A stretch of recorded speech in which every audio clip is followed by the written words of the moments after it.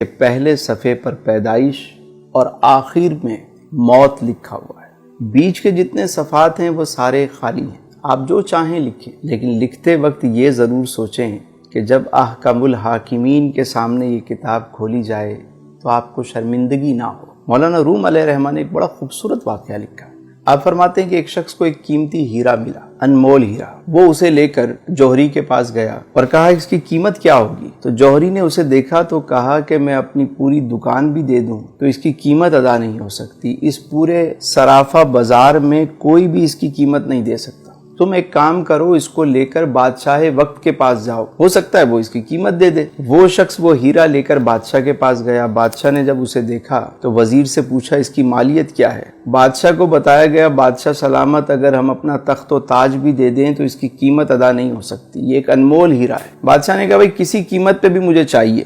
وزیر نے کہا یہ کام مجھ پہ چھوڑ دیں، اور اس شخص سے کہا کہ ایک کام کرو کہ تم یہ ہیرا ہمیں دے دو، صبح تم آ جانا سورج نکلنے سے پہلے، سورج نکلنے سے لے کر غروب آفتاب تک محل کے سارے دروازے تمہارے لیے کھول دیے جائیں گے، تم جس دروازے سے چاہو داخل ہو جاؤ، جو کچھ اس محل سے لے جانا چاہو لے جاؤ، تمہیں کوئی روکنے ٹوکنے والا نہیں ہوگا۔ وہ شخص گیا گھر، ساری رات اسے نیند نہیں آئی۔ صبح سورج نکلنے سے پہلے وہ محل میں داخل ہو گیا، دیکھا سارے دروازے کھلے ہوئے، وہ آرام سے داخل ہو گیا، کسی نے اسے روکا نہیں۔ پہلے ہال میں جب وہ گیا تو اس نے کیا دیکھا کہ بہت سارے شاہی لباس وہاں پر ٹنگے ہوئے ہیں، طرح طرح کے لباس ہیں۔ اس نے سوچا کہ ابھی تو صبح کا وقت ہے، میں نے تو ایسے کپڑے کبھی نہیں دیکھے، چلو پہلے اسے ذرا زیب تن کرتے ہیں۔ اس نے ایک لباس پہنا، اسے شیشے میں دیکھا، دوسرا پہنا، اسے اتارا، تیسرا پہنا، اسے اتارا۔ کافی وقت کے بعد اسے ایک لباس پسند آ گیا۔ جب وہ پہن کر اپنے آپ کو دیکھتا ہے، کہتا ہے میں تو شہزادہ لگ رہا ہوں، میں تو بادشاہ لگ رہا ہوں۔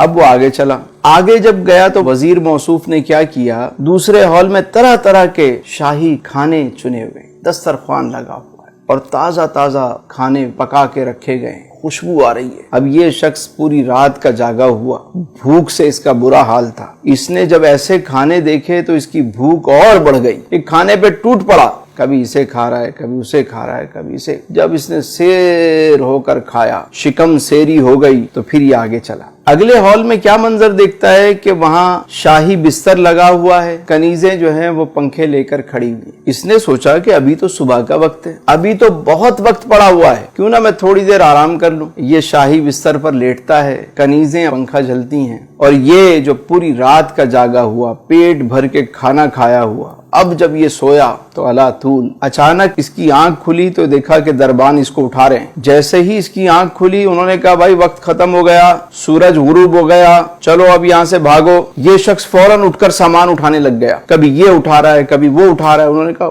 خبردار، تم یہاں سے اب تنکا بھی نہیں لے کر جا سکتے۔ اس نے کہا میں نے تو کچھ بھی نہیں لیا ابھی تک، تمہاری مرضی، وقت ختم ہو گیا۔ اٹھا کے اس کو محل سے باہر پھینک دیا۔ مولانا روم فرماتے ہیں کہ جس طرح اس شخص کو قیمتی ہیرا ملا، انمول ہیرا، اور اس نے اسے ضائع کر دیا، اگر وہ چاہتا تو سارا دن بجائے اچھے لباس پہننے کے، اچھے کھانے کھانے کے، ایک معقول لباس پہن لیتا، مختصر سا کھانا کھا لیتا اور آرام کی قربانی دے دیتا، اور وہ سامان اٹھا کے باہر رکھتا رہتا۔ جب شام کو وہاں سے نکالا جاتا تو اس کا اپنا محل تیار ہو چکا ہوتا، لیکن اس نے اپنے انمول ہیرے کو ضائع کر دیا۔ اسی طرح ہم دنیا میں آئے ہیں تو یہاں پہ ہم اچھے لباس، سوٹڈ بوٹڈ، بس ہمارا مرنا جینا جو ہے وہ بس لباس پہ ہے۔ کچھ زندہ رہنے کے لیے کھاتے ہیں اور کچھ کھانے کے لیے زندہ رہتے ہیں، مقصد ہی کھانا ہے، کھائے جا رہے ہیں اور اس کے بعد سونے میں وقت ضائع ہو جاتا ہے۔ یاد رکھیے جب موت کا وقت آتا ہے نا تو انسان کہتا ہے کہ مجھے تھوڑی سی مہلت دے دو، میں 2 رکعت نفل ادا کر لوں، اے فرشتوں مجھے کچھ موقع دو کہ میں 1 مرتبہ سبحان اللہ کہوں،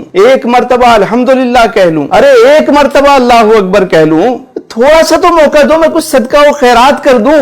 فرشتے کہتے ہیں تجھے جو وقت ملنا تھا سو مل گیا، ٹائم از اوور، اب چلو۔ تو عقل مند وہ ہے کہ جسے جتنا دنیا میں رہنا ہے اتنا دنیا کی تیاری کرے، اور جتنا عرصہ قبر و آخرت میں رہنا ہے اتنی اس کی تیاری کرے۔